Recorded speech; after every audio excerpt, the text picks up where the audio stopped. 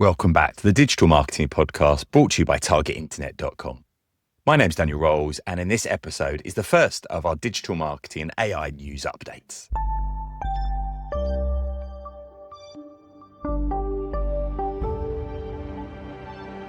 Okay, so this is a bit of a new format. It's a solo episode.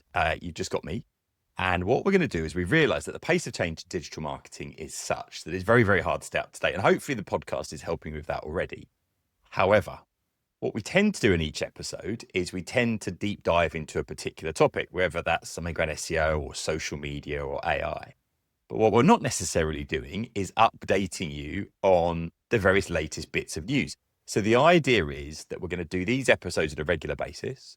They'll just update you on a few items of news, updates, software changes, changes to algorithms, all those kind of things. And it'll give you a way of staying up to date. They won't be particularly long episodes. We're doing them as audio, but we're also doing them as video on our YouTube channel. So there's a podcast and there's a YouTube video. And the aim is that they will keep you up to date. So let's go to the first few stories. So one of the most interesting developments in the last weeks is the rollout of the new extended ChatGPT Connectors. So if you're not familiar, what it allows you to do is to connect ChatGPT up to some external tools to give it access to that knowledge.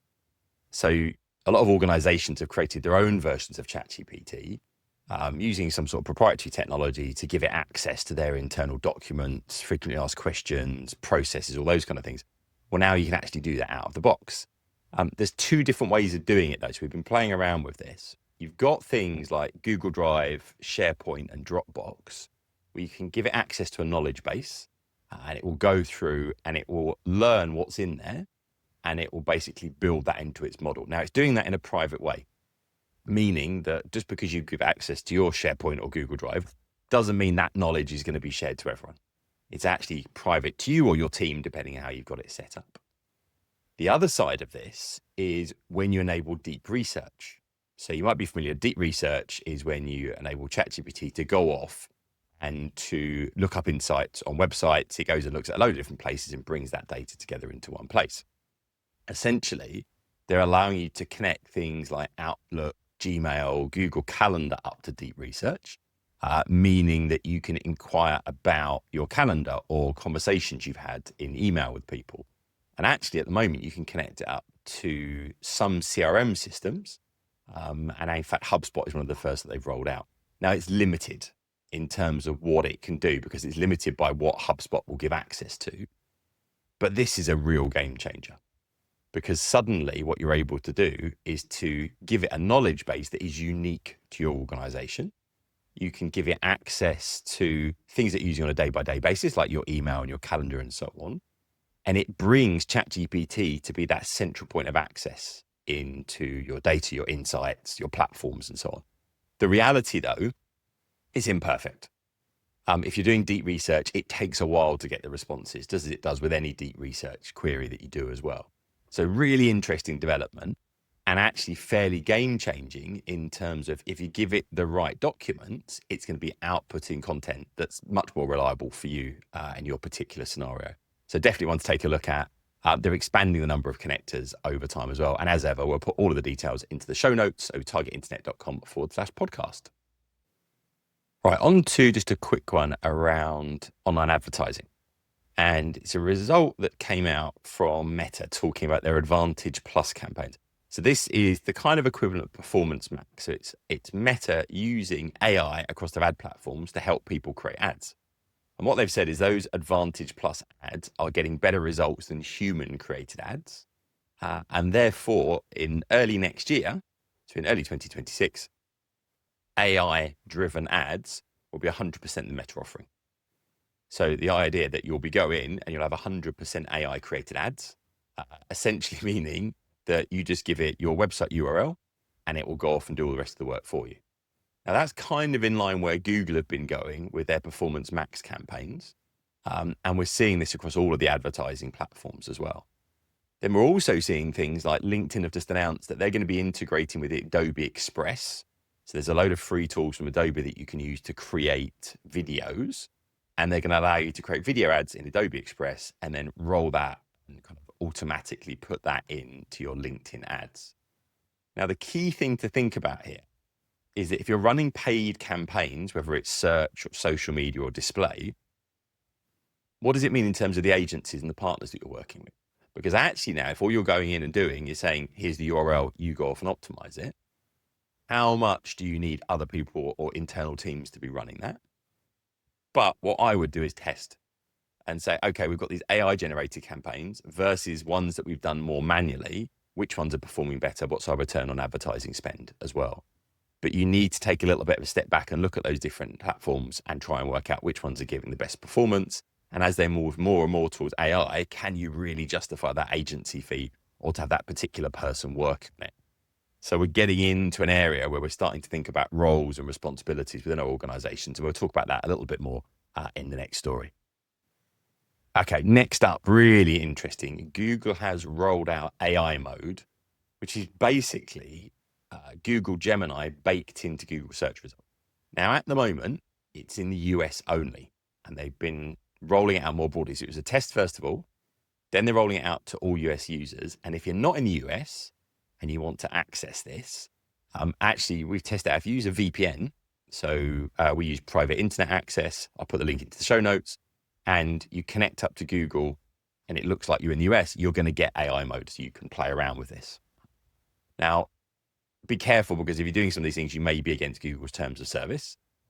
But what's really interesting is it's very, very good for things like comparisons.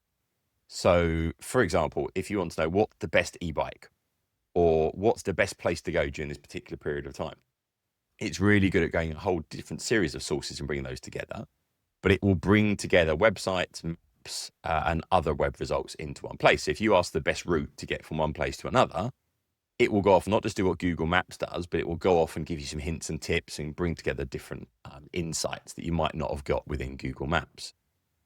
However, if you go in and ask it to do something like help me build a digital marketing strategy, which you might have done in Google Gemini or ChatGPT, it doesn't respond there and then in the results. It'll actually just give you a list of web results.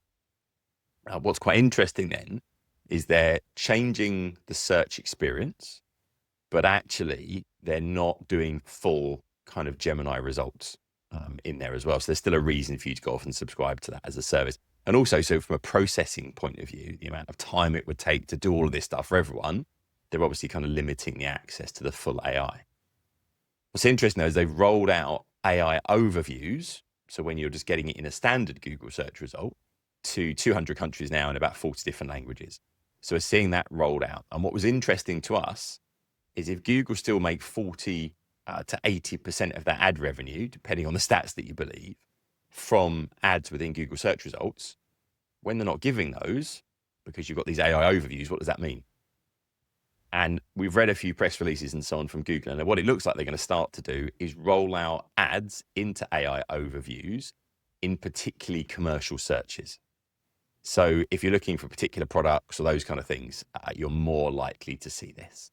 So we've got AI overviews in way more places. And then we've got AI mode being baked into Google search results. You can specifically ask. So rather than just doing a web search or going up and looking for news or looking for images, you can do this AI mode and it's going to give you quite different results. What that really means is we're needing to rethink SEO, search engine optimization. Now, all the evidence points at the moment to the fact that all those traditional approaches to SEO still work, but the two things that are really standing out are advocacy, getting people to say nice things about you online in various different places, and therefore brand sentiment rolls into that. So look at how many people are speaking about you, where they're speaking about you, what they're saying about you, and the more you can encourage that, the better. So looking at discussion forums like Reddit, and Reddit becoming way more important in the search results, and it's being picked up by all the large language models, so ChatGPT, Gemini, and everywhere else as well. So thinking about how you can engage with that, and thinking about online reviews as well, and actually making that part of your active SEO strategy as well. AI mode is going to be rolled out globally over the coming months. But as I said, if you access it via VPN, you can see that anywhere as well. Okay, our final news update for this session is ChatGPT Operator is being rolled out more broadly. So if you're not familiar, Operator is basically their first real move into agent-based AI. You can use a web browser, or it can use a web browser, and essentially it can do things. So not that it can just search for stuff, but actually what it can do is go off and carry out tasks within the browser for you, whether that is looking something up and booking something for you, but equally that could be creating some content, then posting it onto a social media website. Now, I've been saying for a long time that AI is not going to replace jobs in the marketing industry. It's going to augment them. You're not competing against AI. You're competing against people that are using it. The reality is now, in these more junior kind of roles, it is going to start replacing jobs. It's already having an impact on agencies. But if you think about the fact that you can now create a piece of content that's on brand, you can post that to social media, you can look at the analytics, and you can iterate that content all automatically with AI, some of those junior roles are going to disappear. So I think what we need to be really careful of is we're thinking about that in a conscious way. We're going about thinking, okay, how do we change what people are doing? How do we bring those tools in and up people's skills? But in the longer term, we're really needing to think about talent pipeline, which is kind of saying, if there are people not in those junior roles anymore, are we expecting people's knowledge just to leap? Or what's going to work? How are we going to bring people up and kind of mentor people and bring in those junior roles? So I think it's a really important time to step back and say, are we adopting AI? Are we doing that in a timely fashion? But also, what does that mean to our people and their skills? And then really think about what that means for a talent pipeline going forwards as well. So I hope that you found this first news update useful. We're going to be doing these on a really regular basis. Give us your feedback, targetinternet.com/podcast. And just a couple of other reminders as well. We have got that live agent-based AI session coming up. So those live update sessions, 1 hour each session, they are free if you're a newsletter subscriber. So get over to targetinternet.com/newsletter and get subscribed. You'll give access to those. And remember that our members have those half-day masterclasses that we run all the time as well. They get access to those. We are more than doubling our subscription cost. Now, that might sound like a terrible thing. We actually think it's fantastic value still, but if you get in and subscribe before the 1st of July, we will lock you in at the current price. So if you're on a 12-month subscription, that's just £20. Okay, get locked in at that price, and you will stay at that price for as long as you are a member. So now's a really good opportunity. If you're thinking about signing up, get here and do that. At the very least, get onto that newsletter list, targetinternet.com/newsletter. Thanks for listening, and we'll see you again on the Digital Marketing Podcast. For more episodes, resources, to leave a review, or to get in contact, go to targetinternet.com/podcast.